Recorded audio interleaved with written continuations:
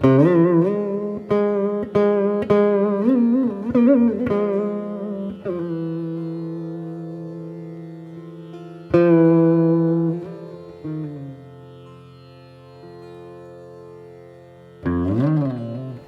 still in ISKCON, and another time after Mangal Artik, they make an announcement that Srila Gurudeva Maharaj is inviting all the devotees to go to Dauji, because he's going to lay the cornerstone for the Gaudiya Math in Dauji, and they're going to have Nagar Sankirtan. So again I thought, oh, that sounds really fun, let's go. So I went. There were not so many devotees who went on this, it was small. And we were having our kirtan party, the ISKCON one, and then Gurudev was having his kirtan party. And I remember I was so attracted to Gurudev's kirtan. It was just like, my heart was just like, whoa. And so I kept ending up over there, and then I had to go back, and back and forth. And we were going through the streets of Dauji, the town of Dauji, and then we came to the temple of Dauji. And I went in, you know, I think Gurudev's party must have been behind us. And I was in front of the didi, and all of a sudden I heard people saying, he's coming, he's coming. So I turned around, and here's Gurudev like swishing in with all of his kirtan party. And to me, it was like bigger than life. He was just like, whoa, you know, he just swished in. And that's the first time I really, kind of like really started to really understand him as a person, you know, not just this, the general masses. And also after that, then we went to this pandal, where they were going to build the temple, and where they were going to have the cornerstone laying, you know. And he was giving a class in Hindi. And I, of course, didn't understand Hindi, so I wasn't very interested. So I was just kind of wandering around in the back, you know. But then I could, like, hear him on another level, like it was like he was talking to me. This is the way I'd also had that experience with Srila Prabhupada when I met Srila Prabhupada. And so I thought, wow, this is really astonishing. This is like Prabhupada. And it was like I'd hear him saying, who are you? Who are you? I want to know you. Like this. I could just feel this, and I was really, wow, you know, because he was giving his lecture. So that's what I remember from that. And then that was 1989. So then in 1990, and I didn't understand that you could just go over to Mathura and go into the Mathura Math and see Gurudev. I just didn't have that understanding at that time, you know. So then, in 1990, another god sister of mine named Jagatrini Dasi, she was writing a book on the trees of Vrindavan. So she wanted to interview Srila Gurudeva Maharaj, and she'd already made a friendship with him. And so she took me with her to the Rup Sanatan Gaudiya Math in I think it was May, it might have been May. And she was questioning him about all the different trees, and I still have the notes, because she wanted me to be the secretary and take notes. So I did take notes, and we went 2 times, 2 days, and we got to hear all the stories about all, you know, the Keshi got, you know, the Kaliya got, the, what do you call it, the Jaru Mandal, you know, Vamsiva, you know, he just told, and I was just totally attracted. I remember Gurudev saying to me, well, how do you like it? I said, I love it, I'd love to be here every day. And he laughed, you know how Gurudev is, you know. But somehow or other I was caught up. I went back to the West for the summer, and then I was teaching at the Gurukula, and it was so absorbing and so overwhelming for me that later, and no one encouraged me to go back to see Srila Gurudeva Maharaj, even my friend Jagatrini.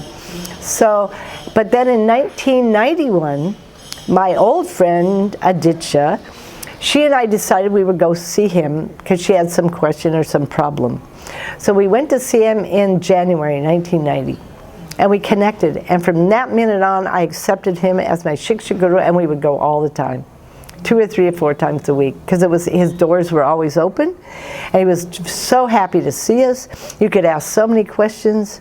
You know, I went in the afternoon usually, sometimes early in the morning, but I was teaching Gurukula mostly in the morning, so it was a little hard for me. I did go to some of those classes with the ISKCON leaders, but not so many, because they usually had to teach like this.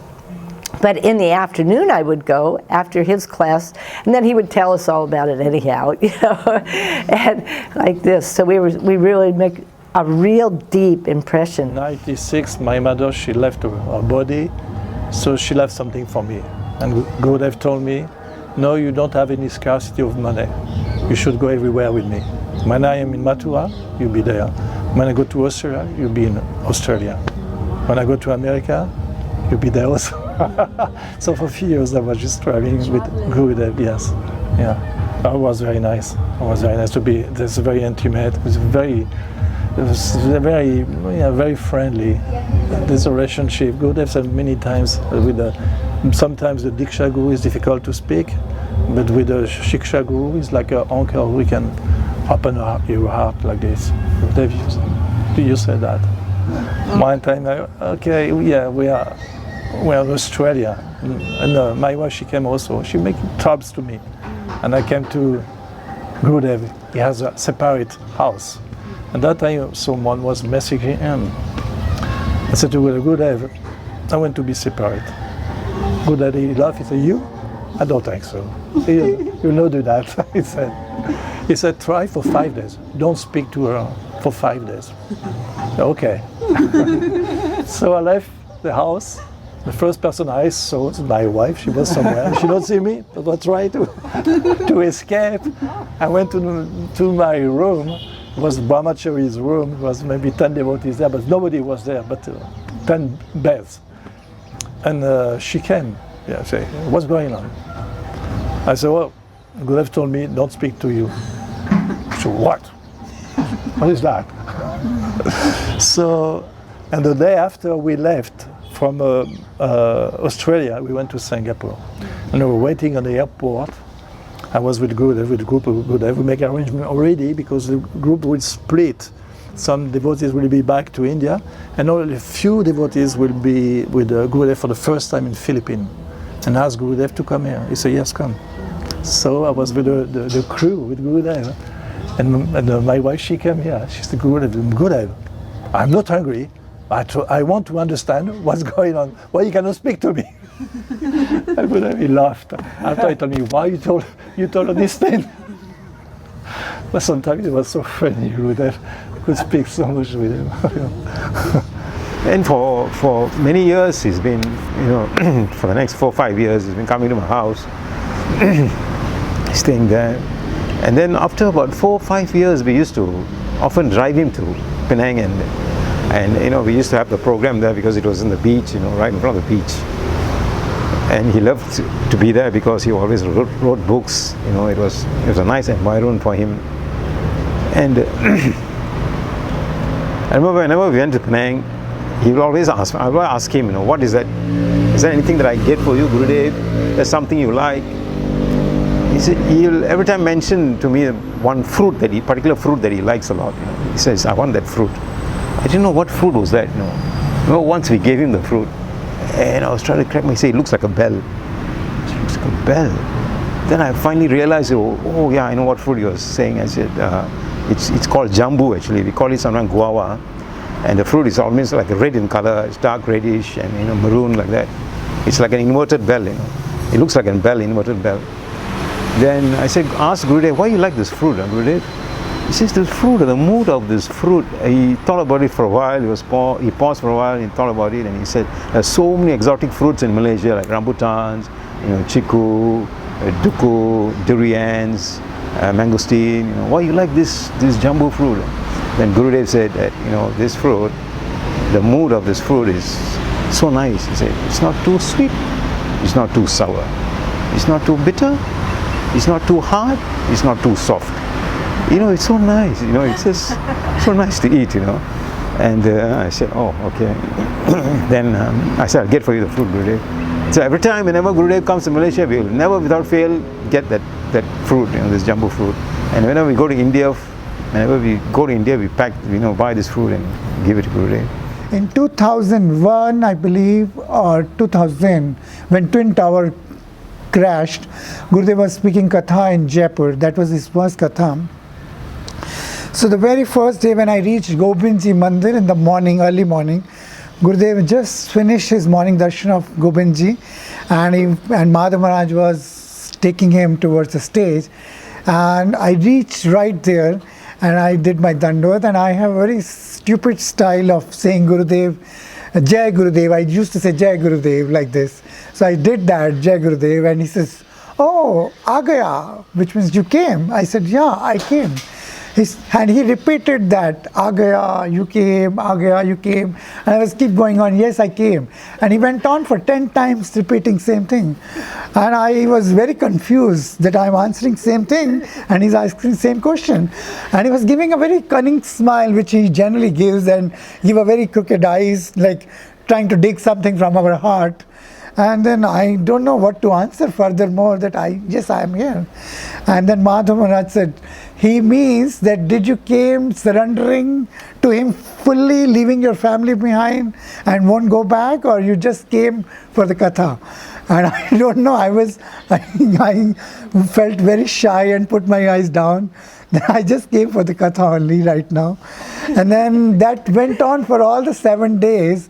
Every morning when he sees me, he says, "Aa gaya," and then he smiles and go. So, and I really don't know how to express that love of Gurudev. And when he came back from his first Western tour, like after my Diksha, and when I met him in Delhi, in Poonam Didi's house, then I said, "Jai Gurudev," and he said, "Oh, where were you? I was thinking for all this time about you only. I missed you so much." And I thought, what is he talking? He's thinking of me and missing me. That's like, I was very like feeling shy that means in ISKCON when we see gurus and we do pranam, sometime they are busy, they don't even revert back for our pranams. But here that our Gurudev is saying that I'm thinking of you, that really touched my heart, that the love, the way he's sharing with us his time, which I don't think I have ever got connected with any of the sadhus. And moreover, the love which I experience with day to day, my connection with him, I think even my mother will give me 100 lifetime love. That still won't be equal, that will be definitely less. Because Gurudev is just an eye glance to me in the public of 10,000 people or whatever people are there. Whether he's not talking or talking, but if you look at us, it feels that he's putting us on his lap and petting us like the mother does to the small baby.